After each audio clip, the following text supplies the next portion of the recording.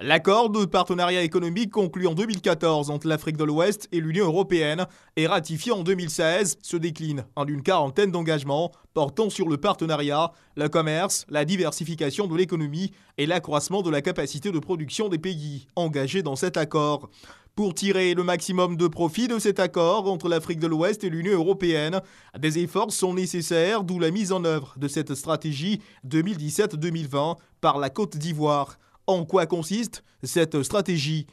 Cette stratégie prend en compte tous les aspects devant garantir son succès.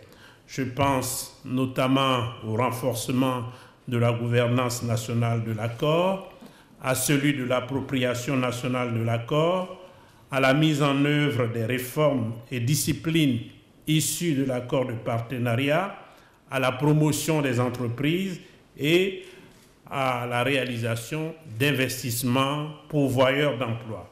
Quel bénéfice pour les deux parties, Côte d'Ivoire et Union européenne? Pour l'Union européenne, cet accord représente un nouveau type de partenariat qui doit dépasser le paradigme auquel nous sommes toujours habitués, de l'aide au développement classique, pour se fixer sur le développement par l'investissement, par les entreprises, en fait le développement auto-centré. Son objectif principal est donc le développement durable de la Côte d'Ivoire. La Côte d'Ivoire a fait un choix irréversible, celui de demeurer fidèle à sa politique d'ouverture économique et d'intégration au commerce international.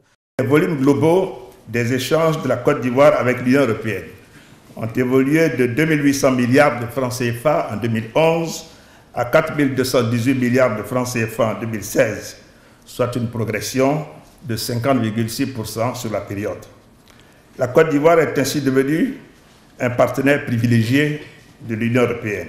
L'APE peut être pour la Côte d'Ivoire, qui ambitionne d'être un pays émergent à l'horizon 2020, un instrument moteur de la croissance économique et du développement. L'Union européenne s'est engagée à accompagner la mise en œuvre de la stratégie nationale APE sur 15 ans.